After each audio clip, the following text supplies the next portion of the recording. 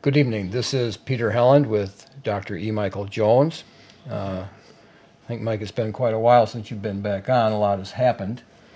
I think we're choosing to point out that you finished a book in between the last time, and it has many pages. And if I could we can jump into the theme of the book and then see where it corresponds to some of the themes of this show. I think we quoted from the book of Titus a lot, and I think that there's a lot of themes in Scripture. Obviously, you're given the position kind of resourcing the Catholic Church somewhat, authors and that, to track this book, The History of Capitalism. But let's look at these scriptures here, and I don't know if they'd be helpful. If they'd be of help to help us to understand how this book would be important to Christians. In Titus it says, for there are many, in chapter 1, there are many unruly, vain talkers and deceivers, especially they of the circumcision, whose mouths must be stopped, who subvert whole houses, teaching things which they ought not, for filthy lucre's sake. Goes on and says, wherefore rebuke them sharply, that they may be sound in the faith, not giving heed to Jewish fables and commandments of men that turn from the truth. And then it closes in that chapter and says, they profess that they know God, but in works they deny him. I'm kind of asking you to see if, as you talk about this book, is there something that your book does address that's relevant to a Christian as they read the scriptures and as they... Well, if you're talking about that particular passage, this book it's a history of capitalism, but it's also a sequel to my book, The Jewish Revolutionary Spirit. Right, and you said at one time it's the flip side of the same coin. It's the flip side of that coin. So the Jewish Revolutionary Spirit, to recapitulate, talks about the Jewish Revolutionary and how that began with the Jews confronting their Messiah. The Messiah comes to save the lost children of the house of Israel, and they have to make up their mind whether they're going to accept Jesus Christ or reject him. So the Jews who accept him became known as the Catholic Church. These are the people the direct line of history, from Abraham to Moses to Jesus Christ to the church. That's the direct line of history, which makes it confusing because we still have Jews around, and the Jews are the people who rejected Jesus Christ. And we've talked about this before on your program. And when the Jews rejected Jesus Christ, they became revolutionaries, because they rejected not only Christ, but Christ as the Logos, which is to say reason or order. The order of the universe as a manifestation of God's mind is what they rejected. Well, when you do that, you're a revolutionary. And so since that time, they've become this permanent body. I think this is what St. Paul is adverting to there. This permanent revolutionary body that's always spreading kind of dissenting ideas, subverting the morals of the Christian population, coming up with crazy theories that everybody thinks are great for about 5 years, and then suddenly everybody realizes they're stupid. That's the type of thing we're talking about. A lot of people are revolutionaries, but what's unique about the Jewish revolutionary spirit is that the one thing that holds them together is their rejection of Christ. Right. Whereas the Hell's Angels don't define themselves by the common denominator is that they reject Christ. Because if a Jew does accept Christ, then they're kicked out of the synagogue. I mean, they're no longer considered a Right. Jew, where they could become a Buddhist or an atheist. Right. Yes. So that makes them... But I think what you see is, yes, there are all kinds of revolutionary groups out there. But I think what you see over the course of history, and that's what I pointed out in my book, is that these revolutionary groups invariably tend to take on Jewish characteristics. So the prime example from an American perspective would be the Puritans, okay, who were revolutionaries in England, decapitated the king, came over here, and then created a kind of revolutionary society over here based on mammon, devoting themselves to mammon. This is what Karl Marx said in Zur Judenfrage, which led to a revolution in this country. The Yankees were the revolutionary ferment, and then that led to a civil war and another revolution. But they also had a theology that elevated the Jews. In other words, the Puritan hope was that Christ would come back at the same time, corresponding to a time period where the Jews would be converted back to their land, Right. and converted. Fully. And their hope was fully set on a revival that would occur at this time. And a lot of people think, Cotton Mather himself said that's a crazy idea, but Right. it's Even though his father articulated that crazy idea. So yeah, it's still around. We still have Christians with crazy Jewish ideas. You know, the Christian Zionists, the dispensationalists. They're still around, big supporters of Israel. But what I'm saying is that this characteristic here, the Jewish revolutionary spirit, becomes a model for Christians as well. And I think that to take it all the way up to date, I don't want to beat this horse to death here, but to take one of the prime victims in the United States has been the black population, who were turned into Jewish revolutionaries by groups like the NAACP, beginning in, 1913, 1915, sometime around, in the aftermath of the Leo Frank case. For 70 years, the Jews tried to turn the black people into the avant-garde of the revolution in the United States, and they finally succeeded, but only in the South, where the civil rights movement became that revolution, where they overthrew the social order. So it's still there. The problem we have in places like Ferguson, for example, is that this group, the black people, have internalized these Jewish ideas. They consider they act like revolutionaries, even though they don't know what that means.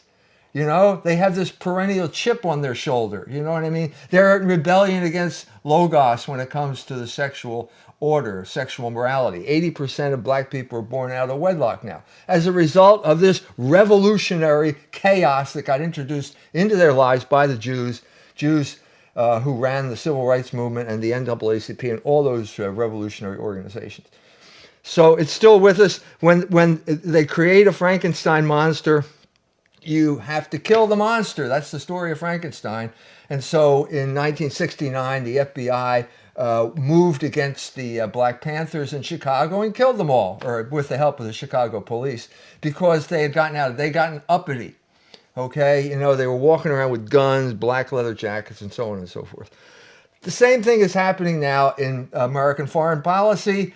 ISIL, these beheaders, the liver eaters, the Takfiri in Iraq now are another Frankenstein monster created as a proxy warrior caste to overthrow a regime they don't like. So just as the black people in Chicago were turned on the Catholics to drive them out of their neighborhoods on the south side of Chicago, so ISIL was created to drive Assad from power in Syria.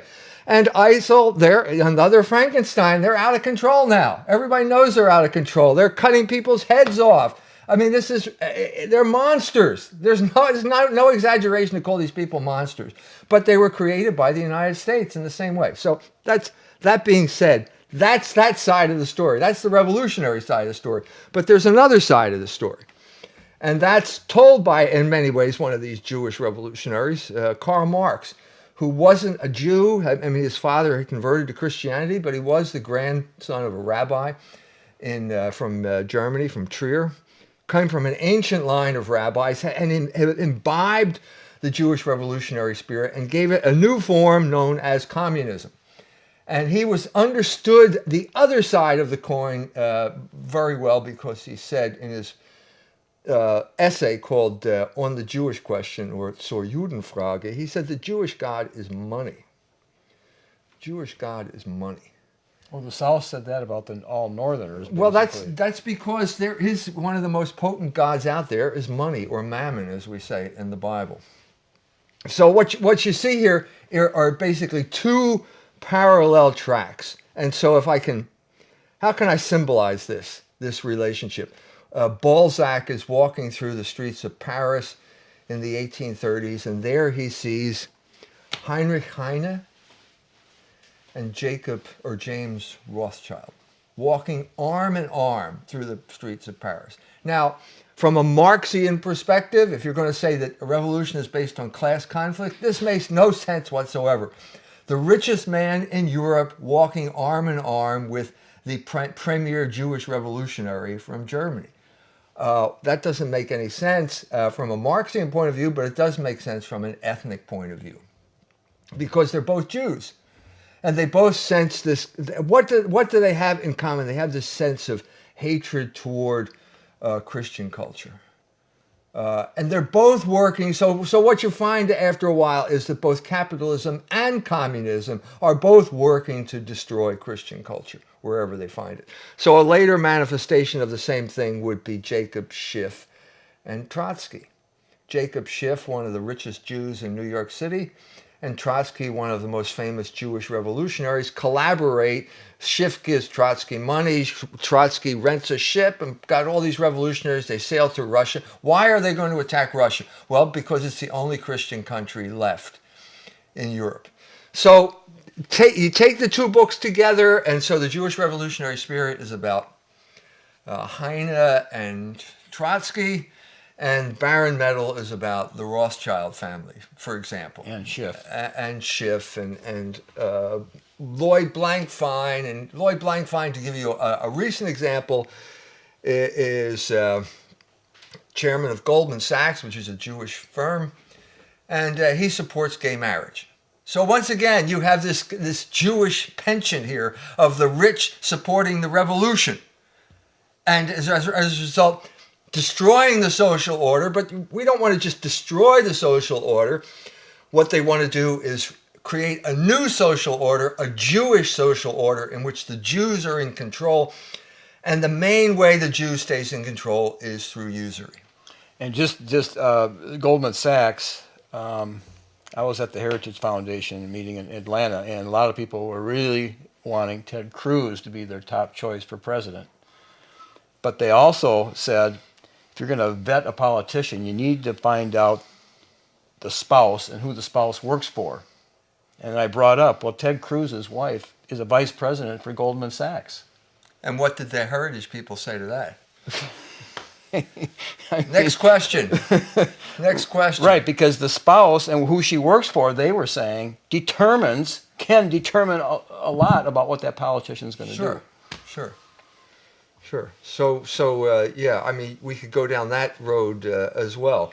But what I'm trying to say here is that we're dealing with two fundamentally different views of the economy, because we're dealing with two fundamentally different views of human nature, of man.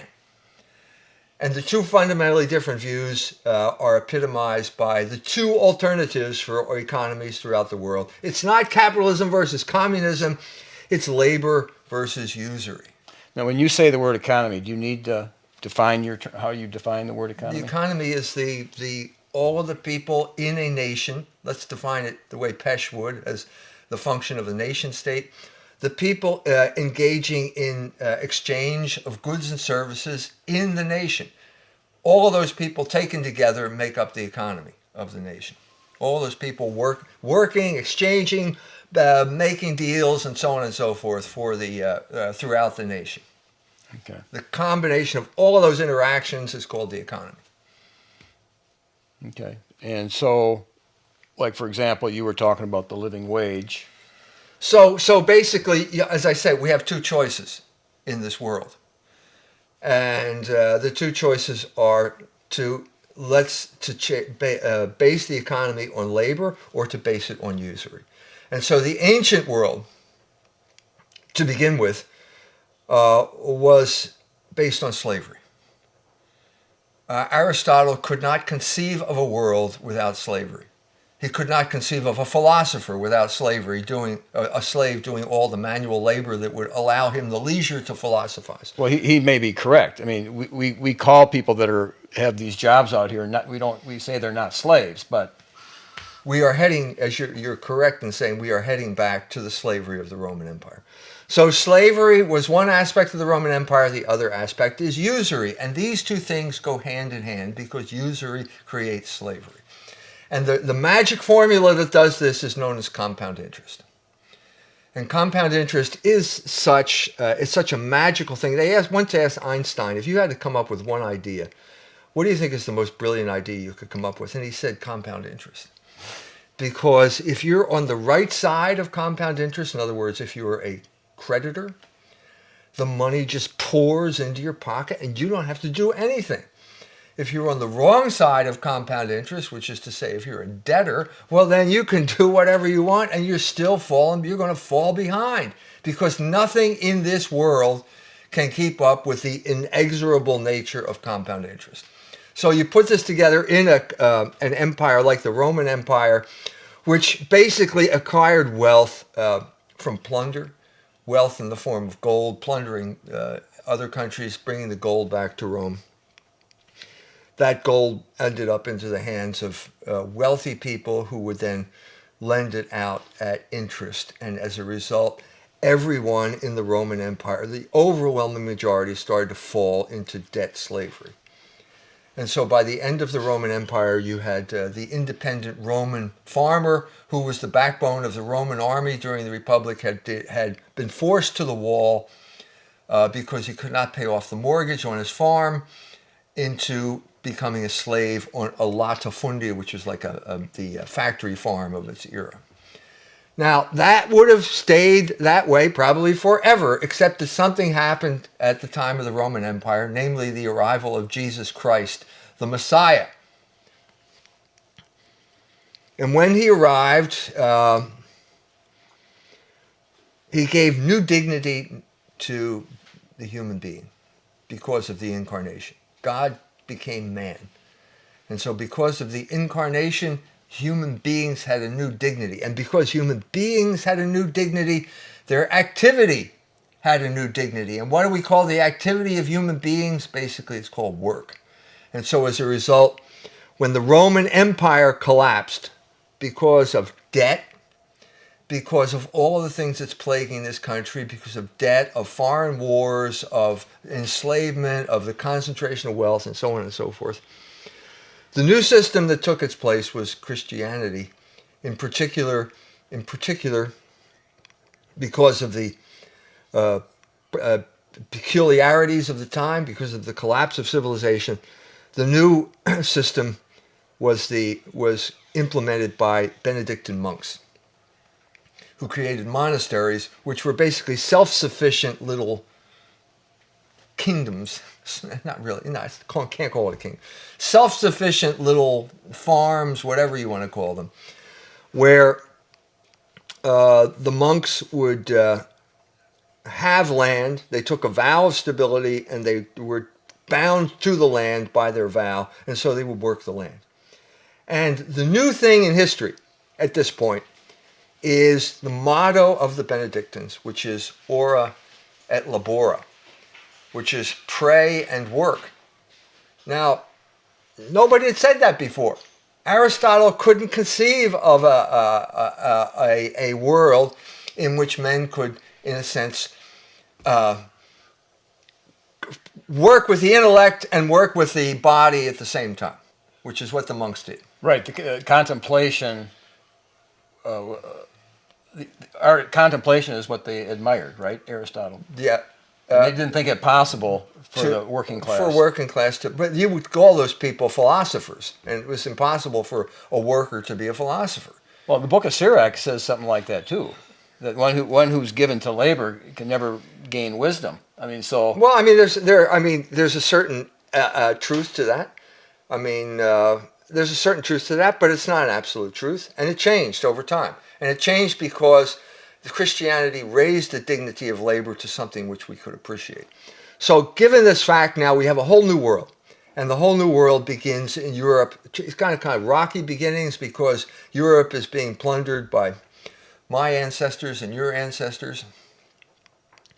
The Jones family motto was burn and plunder, which meant we always end up with kind of soggy, crappy, burnt stuff, and everybody else's motto was plunder and burn, and they didn't mean that much better. But anyway, the warring, barbaric Germanic tribes would come down. They crossed the Danube, they crossed the Rhine, they took over the Roman Empire, and they set up their kingdom.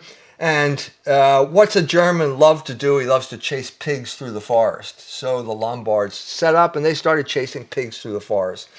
And it would have remained that way forever, except for the fact that the Benedictines taught them how to engage in agriculture. So you're talking about the Christianization of these barbaric Germanic tribes over this period of time. When things got tough, when the Vikings showed up or the Saracens, you could pull inside the monastery, kind of pull up the gates and wait out the siege and hope they'd go away. And then you come out and you start doing the stuff all over again. Over a certain period of time, this finally took root. The Germans decided to give up chasing pigs through the forest. They decided to raise pigs instead and have farms and so on and so forth. And as a result of this concentration of human labor, what results when you concentrate human labor? Wealth. Wealth started to arise in Europe. And it arose first in the city-states of Italy because they were the most suited for this development at this particular time. So they got involved in manufacturing. And specifically, they got involved in the manufacturing that, in effect, created Europe, which was cloth manufacturing. And the Medici were a family who got involved in cloth manufacturing, so they made wool. And all of the economic developments that we have at the beginning of capitalism came from Italy and the problems that they had with the wool business. So, for example, one of the biggest markets, first of all, Italy does not have enough sheep to produce the wool, the cloth they need for their markets. So their markets were outside of Italy too, right? It was all of Europe. Yeah. It was basically all of Europe. And all of Europe, in a sense, was involved in the production of wool. And it was different kinds of wool depending on where it came from. So because the sheep were different, like the wool in the Danube Valley was tended to be more water resistant. And so it was good for outside garments. And the wool from someplace else was good. It took a really good black color, so the clerics used that a lot, and so on and so forth. But Italy was always the top of the market. It was the top end of the market. So they had to get their wool from England, and okay, that's traveling by ship. Okay, that's annoying to begin with. They had to sell it in northern Europe, in a place like a city like Brugge, which is now in Belgium. And at the beginning, when you had economic exchange, basically money was little pieces of gold or silver. And so what you had to do was carry bags of gold to a place where the buyers and sellers came together. Well, this is always a bad idea because someone can rob you along the way, and that's it. So in order to forestall that, you had to have knights. In other words, bodyguards. But in order to have the bodyguards, you got to pay the bodyguards. And then when they get there, they're always causing trouble. So you create this like tournaments, where they joust to keep themselves from killing each other while the people are doing business. Well, it's a bad idea. And it would not sustain the commerce that was needed. So eventually the Italians in Italy started dealing with their branch firms in Brugge by just saying, okay, I'll ship you this. It will cost this much, and you ship me that, and that will cost that much. And instead of sending gold back and forth, I'll just make an entry here, and you make an entry there. And so this was the beginning of double entry bookkeeping, which obviated the need for carrying pieces of metal around Europe with you. And so it was tending toward paper in that regard. So at this point, you have the beginning of the money economy out of prosperity in Europe. And at this point, because we have a money economy, people need money. That makes sense. The problem is that up until this point, you've got an economy for the average guy, the serf, that is based not on money but on labor. In other words, you owe the Lord 3 days a week. And if you do that, then your obligation is fulfilled. Well, at this point, the Lord doesn't want 3 days a week. He wants money because he's got to buy things. And so, how do you get the money? Where's the money going to come from? Well, you got to borrow it. Well, it's immoral to lend money. So who's going to do it? Well, the Jews are going to do it. And so the Jews would be brought in first to lend money to the prince, and then they could set up small-end, low-end payday loan operations like Quicken or whatever it is now. And that would allow the Jew would lend you money. And it was a pawn shop, basically. So if you're a farmer, you hock your plow, he gives you money to pay your taxes, and he charges you 43 1/3% interest. Some things never change. We're back to that now. Unfortunately, if you're a farmer and your plow's in the pawn shop, you're in trouble. You can't earn any money. And so there's immediate problems. In other words, we're talking about usury causing immediate problems, social unrest that would more often than not throughout this period of time lead to the expulsion of the Jews from any country.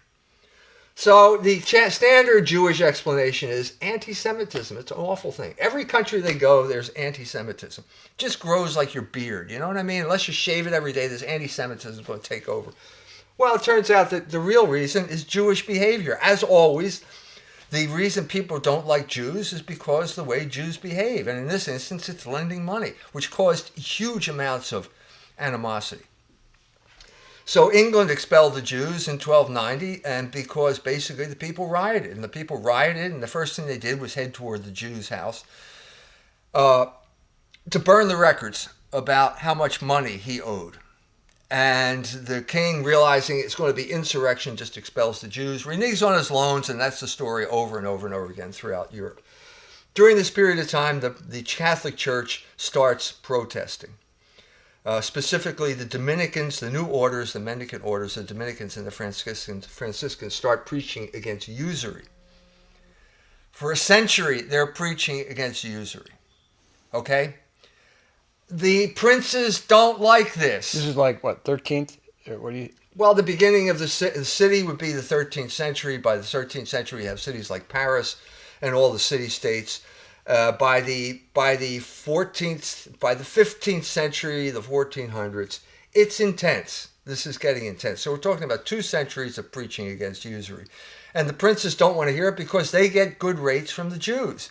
This is what St. John Capistran was talking about. He would forever preach against the privileges of the Jews. What's he talking about? Well, the Jew comes in, the prince gets at 5%, and everybody else has to pay 43 1/3%, or something like that. So they're unhappy, and so how are we going to deal with it? Well, the Medici, who were the papal bankers, the big banking family in Florence, take over the city in 1328. Cosimo becomes the whatever it is they call the guy there. It's not a king, it's a republic. First thing he does is bring the Jews in. This is in the aftermath of the first worker rebellion. At the end of the 14th century, the beginning of the money era, the serfs were being cheated out of their labor. They were being ground. They needed money. And so there was rebellions in England. It was Wat Tyler. In Florence, it was called the Ciompi Rebellion. Basically a worker rebellion because they were being cheated. The money was being debased. They were being cheated out of their wages. And they wanted a better, more equitable system. The princes tricked them. The worker rebellions got nowhere. And then when Cosimo took over Florence, he indicated that he was not going to listen to their grievances by the fact that he brought the Jews in once again. They're always being expelled and brought back in. He brings them back in as a sign, we're not going to pay you a decent wage. This is always the infallible sign that you're not being paid a decent wage. Whether it's Florence in the end of the 14th century, whether it's the United States in the 1970s. What happened in America is the same thing that happened then.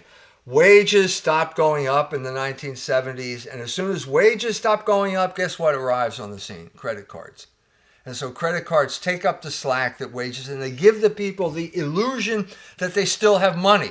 When you don't, you're being cheated out of your wages, and the credit card is the proof that you're being cheated out of your wages. So this forestalls problems. But anytime you're dealing with usury, any present solution is always paving the way for a disaster on the horizon because of compound interest. You can never keep up. No one can keep up with it. No one on the face of this earth. And so eventually the Medici family goes bust. The people are upset, and there's a revolution that takes place largely because the King of France shows up. And the Medici leave, and a new dictator comes in, and his name is Savonarola, a famous Dominican. And this is a moment. It's one of those moments in history where things could have gone right, because Savonarola has a true sense of what Christian culture is all about. And what it's all about is charity. And the antithesis of charity in this instance is sodomy and usury. These are the twin ills of Florence and the twin ills in the United States right now. The more things change, the more they're the same. Sodomy and usury are the infallible sign that your culture is terminally corrupt. And that was Dante's, in his famous book, The Inferno. One of the few guys who got this right was Dante. When he wrote The Inferno, he put sodomites and usurers in the same circle in hell. Because they're both unnatural. The sodomite takes what is fertile, namely sex, and makes it sterile through homosexual activity. And the usurer takes what is sterile, namely money, and makes it fertile through usury. So they're both bad. And so Savonarola brings about a huge reform of behavior, symbolized by the bonfire of the vanities, where people would throw their mirrors, and Botticelli threw a couple paintings on it and burned them up, and repentance is on the horizon. Problem is, depending on your point of view, the Pope is probably the most corrupt Pope in the history of the Church, Alexander VI, Borgia. And Savonarola doesn't like him, and the feeling is mutual, and Savonarola calls for the King of France to depose the Pope. Bad idea. Okay.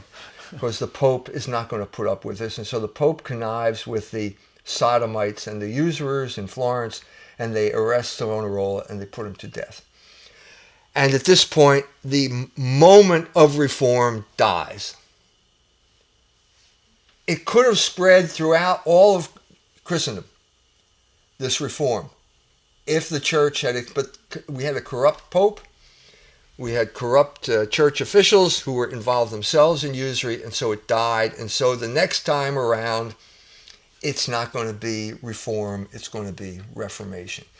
And so Lorenzo's son is now Pope Leo X. 1517, he hears something's going on in Germany.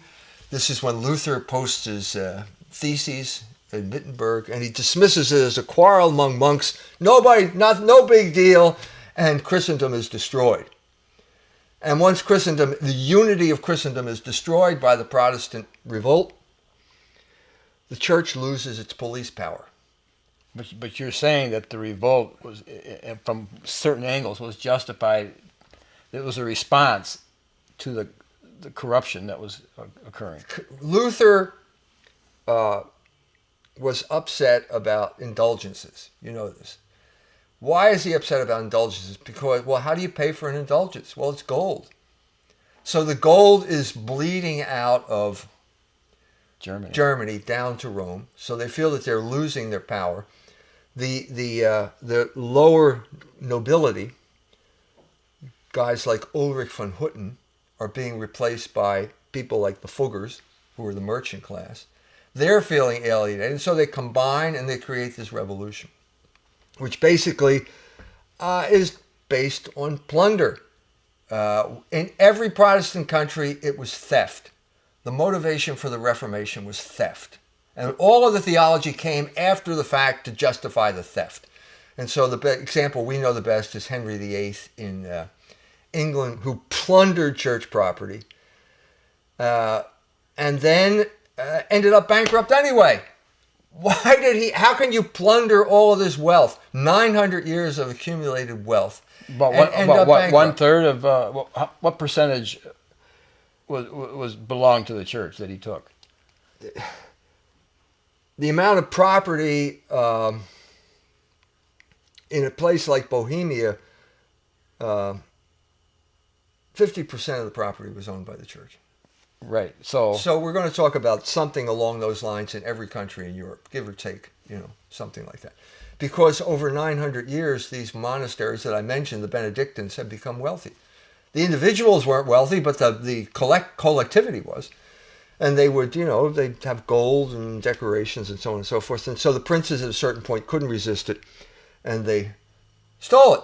And that's called the Reformation. And the Protestants then came up with a theological justification for it. You name it, but it's all just justification for theft. This isn't my story. The head of the patron saint of the Baptists, the Anabaptist, Thomas Müntzer, patron saint of the Charismatics, he had Luther's number. Luther and Müntzer hated each other for various reasons, but he had Luther's number. He said, "You're just doing this for the princes," So that's what happened. And so as a result of the church losing its police power, you had certain centers of capitalism now growing up. The church won back pretty much all of Germany during the Counter-Reformation, but they couldn't get Holland. Duke of Alba tried. Duke of Parma tried. Couldn't do it. And so what you had was a Calvinist enclave in Amsterdam, which then became the basis for capitalism, allied with England, which became the other basis of capitalism. And so that became, once that's established, then you have a war, a centuries of war, economic warfare over who's going to run the world. Is that between the Protestants and the Catholics? Yes. So the first one would be, it's between Protestants and Protestants. The English fought the Dutch at a certain point too. But the beginning of the first war was England versus Spain. Spain, the Catholic power, and England got rich from plundering these Spanish galleons coming back from the New World. So just to give you, I've said this before, but just to give you some indication of the power of usury as opposed to any power on the face of this earth, when the Habsburgs started borrowing money from the Fuggers, who were the successors of the Medici as papal bankers, they started in 1494, around then. The Fuggers never charged them more than 5%. During the course of the next 70 years, the Fuggers came into, the Habsburgs, and basically became the owners of every single gold and silver mine in the New World. And a river of gold and silver started flowing into Spain, and 70 years later, they went bankrupt. Because not even all the gold in America can keep up with compound interest. What is because people never think about it. I don't think people even think about compound interest and usury. People don't use the word usury. No. So it's so subtle that people just kind of... You're not supposed to think about it. Decent people are only supposed to talk about gay marriage and go to football games. They're not supposed to talk about these things. And that's why we have gay marriage and football games, to distract people from their own economic interest and keep them stupid and poor, because that's the Jewish world that we live in right now. But we are $18 trillion in debt ourselves, which is an impossible debt to recover from. I mean, and people still don't like to think about that. That's not the significant debt. The significant debt is personal debt. I mean, it has a role to play, but the real significant debt is personal debt. Each individual person and family. family. I mean, that's what really crushes you. That's what crushes the economy. Because eventually all you're doing is paying off your loans. You let it go long enough, you think, I'll just do the minimum payment. Well, that just starts to snowball. And I'm saying the example is, if you think you can beat it, well, take a look at what happened to the Habsburgs.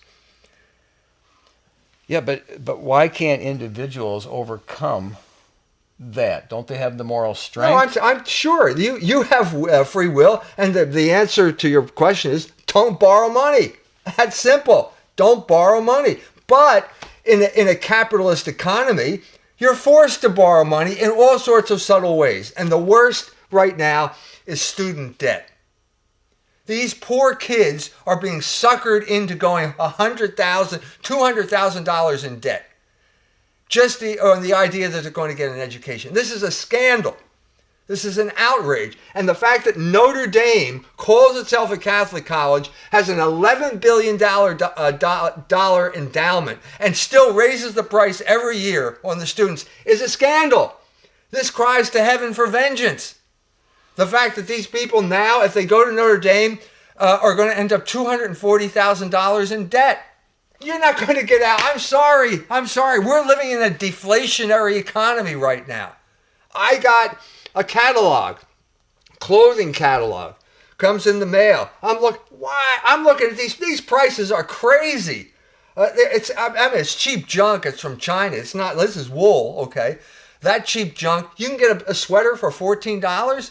Are you kidding me? That's a deflationary economy, which means that you've got a debt at premium numbers and you're paying it back on little deflated dollars.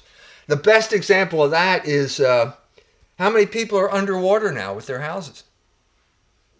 This shows you the injustice of this thing. You bought a house for $100,000 on a 30-year mortgage, and you've been paying money, and you're 15 years into it. You've already paid twice the amount you borrowed, and now your house is only worth $50,000. This is outrageous. If the people weren't watching their damn football games and talking about gay marriage, they'd be out in the streets, which is why we have football games and television. In the Middle Ages, they knew what was going on. They started marching to where the Jew was living and burned his house down and burned his records, and they were out of debt. That's the way you canceled debt in the Middle Ages. But is this like, I mean, you're going to be going to India in January, and you wrote the article about the rape crisis, and all of a sudden they're showing risque movies, and the Indian girls are not dressing modestly anymore, and the men can't control themselves. Yes. Is there a connection between men's lusts, they can't control themselves, and the lust for money? Yes, of course there is. The India, up until the fall of the Soviet Union, India was an ally of the Soviet Union. It was basically a socialist country. When the Soviet Union failed, they lost their nerve and they turned to the IMF for loans and became part of the capitalist New World Order.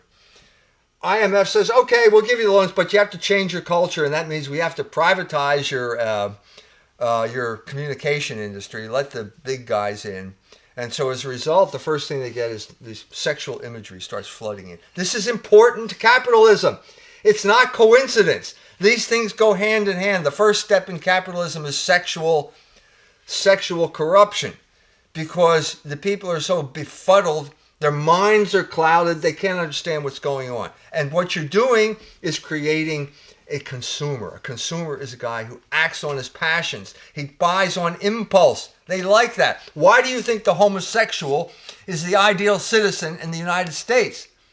Because he's a slave of his passions. Because he's narcissistic. Because he has disposable income. Because he acts on impulse. Because he's driven by passion and not reason. This is the world that capitalism wants to create. This is what they're creating in India right now. And the fact of the matter is, every time they do it, it gets out of control. Right, so America is going to become our Frankenstein. No, America isn't.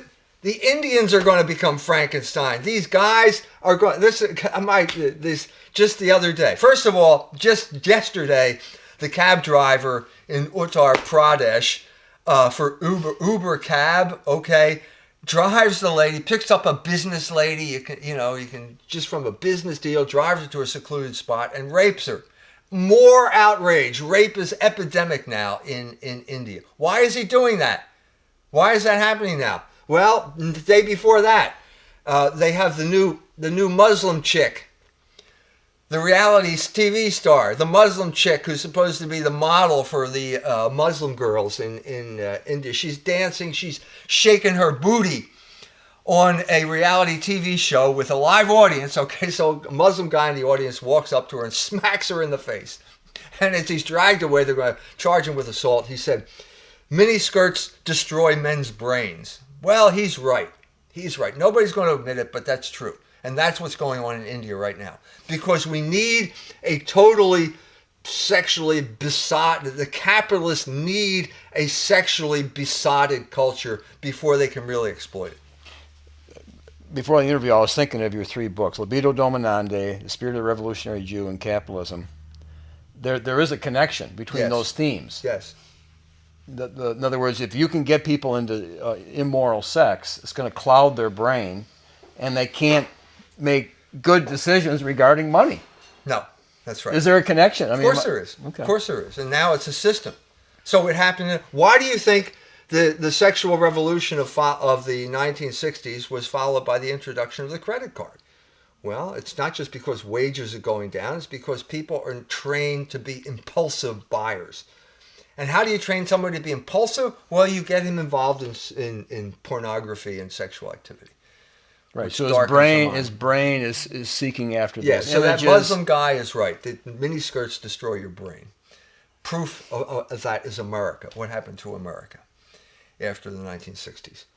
So that's what's going on in India. That's what's going on around the world. Now, the place where it's not happening is Iran, because they understood in 1979 that what was going on in an inchoate way. The Ayatollah Khomeini had some insight into the fact that the Shah was doing this to the Iranian population. They created a revolution to overthrow the American puppet, the Shah, and they created an Islamic state in its place. And America has never forgiven them, because it is a standing affront that one nation in this world is going to act according to different principles. That's not the way it works.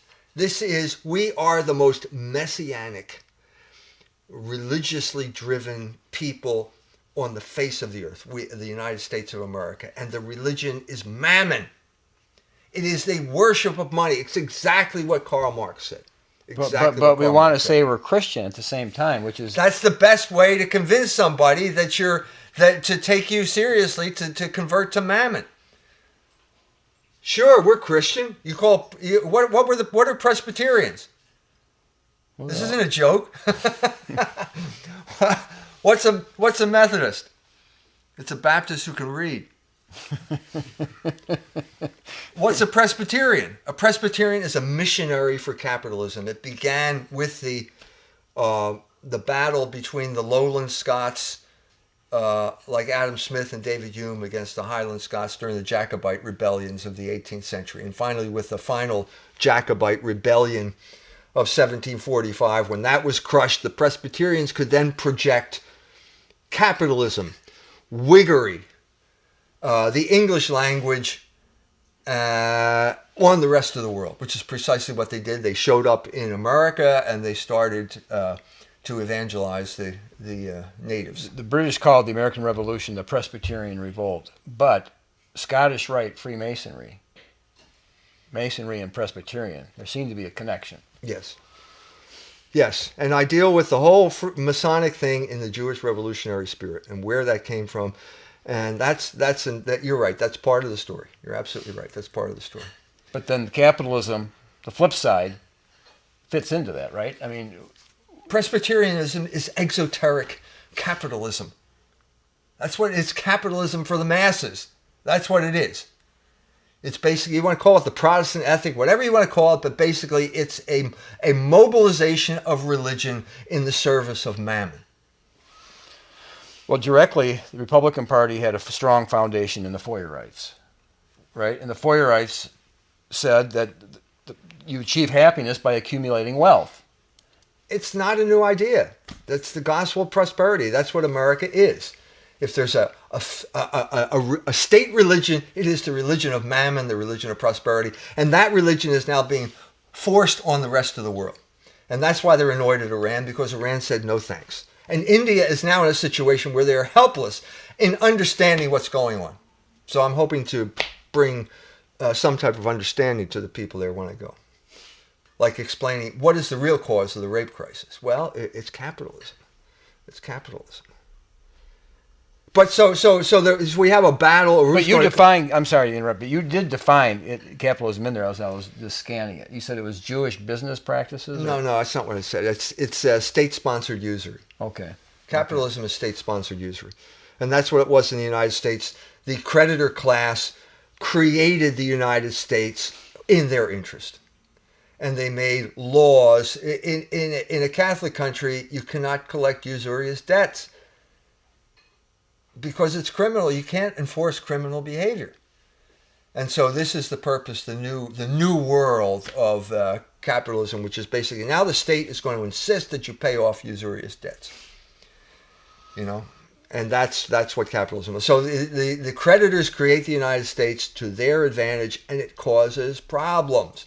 70 years, you got unrepayable debt, and then it leads to massive war as the way out of unrepayable debt, and so on and so forth.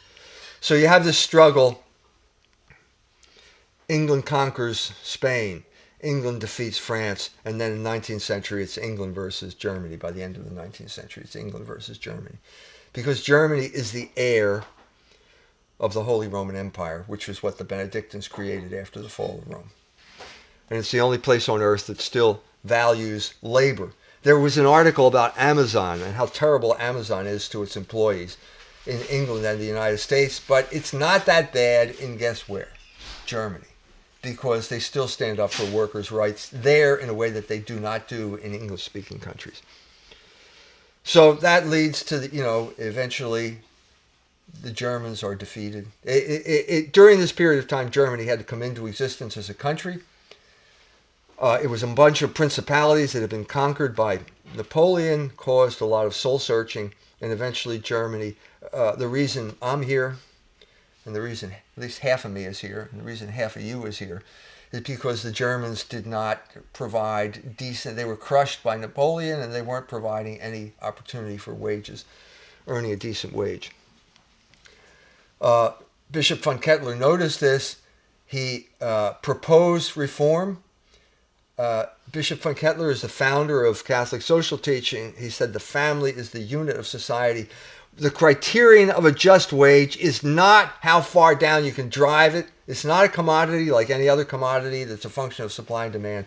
It is a function of the family, and so the criterion of a just wage is whether a man by himself can support a wife and children on his salary.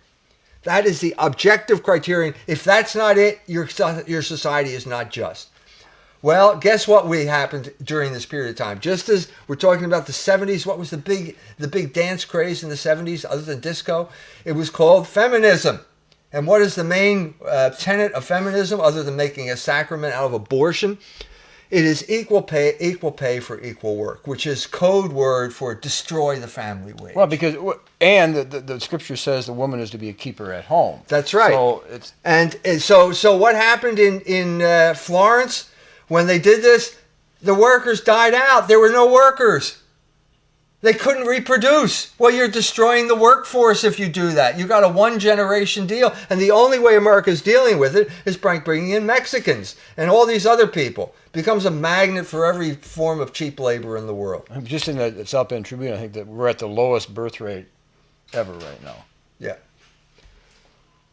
So that's what it's about. It's time for all to look. Turn off your Notre Dame football game. They're going to lose anyway. Turn off your pornography. Don't talk about gay marriage. Talk about something real. Talk about the fact that as a student, you're involved in crushing debt, and it's not right. Talk about the fact that you're underwater. You bought this house, and now you're underwater, and you got to pay $250,000 for a $50,000 house because you took out $100,000 mortgage. Let's talk about reality now, and stop talking about the bread and circuses here, all of which are there, whether it's sex, whether it's pornography, or whether it's football, to distract us from the real issues. If the father in the home was doing a good job, wouldn't he be protecting his children Of course and he his would. wife from these What things? do you think pornography is there to do? First of all, to get the father involved in illicit sexual activity, or to get people involved so that they can't form families, because these slave drivers love rootless individuals because they're easier to manipulate. That's why the homosexual is the ideal citizen. Don't form a family. Just live by yourself with your iPad or whatever it's called now. You know what I mean? Off in your isolated little room, and think how liberated you are. Right, but it's ideal for the interest of the 2%. It's not ideal for the interest of the 98%. That's right. Absolutely. So I was at Occupy Wall Street. I begin this book with a discussion of Occupy Wall Street, and that's a manifestation of the fact that people are unhappy. The young people who were there in their 20s have crushing student debt and also no prospect of getting a job. That's a revolutionary situation, and so they had to be clubbed. That's what happened to them. The cops came in and clubbed them. We'll tolerate this for a little bit, but when push comes to shove, Lloyd Blankfein calls up and the cops club the demonstrators. If a father, they in the old days, they would encourage you to go to college. Well, nobody came out with a debt. That's right. So that encouragement was harmless. I mean, it wasn't very much negative. But now the fathers, the head of the home, is encouraging their children to go to school. If the Notre Dame University was created by the Holy Cross priest as an act of charity, educating people was an act of charity. Same reason the Holy Cross nuns created the hospital. What we've seen in our lifetime is the change from a charity to an absolutely rapacious usurer, sucking the blood out of Catholic youth and condemning them. This is Notre Dame. It's a sin that cries to heaven for vengeance. That's what usury is. And that's what they're participating in. If you would have had the groups in the 60s, and there was a lot of groups in the 60s trying to figure out what was going on, and if you would have told them, even the groups at Notre Dame in the late 60s, early 70s, that their children would be paying what they're paying to go to Notre Dame, they would have pulled their hair out. I mean, That's why I'm going to India. I can go back from the future to the present. I'm like the guy who came from the future. I'm like Lincoln Steffens. I've been to the future and it doesn't work. This is your future now. Maybe they'll listen. I don't know. We'll talk about it when I get back. Okay, so we only have a minute or so left.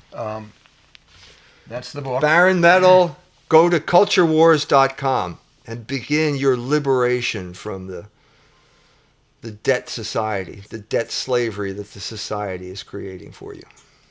culturewars.com. Okay, and then you'll be going to India to address the rape crisis, and we will continue to see if you're free to come on and share the wisdom the Lord's given you, and hopefully people that are watching this will continue their pursuit of knowing the truth. And Jesus said He is the truth, and He said the words that I speak are the truth.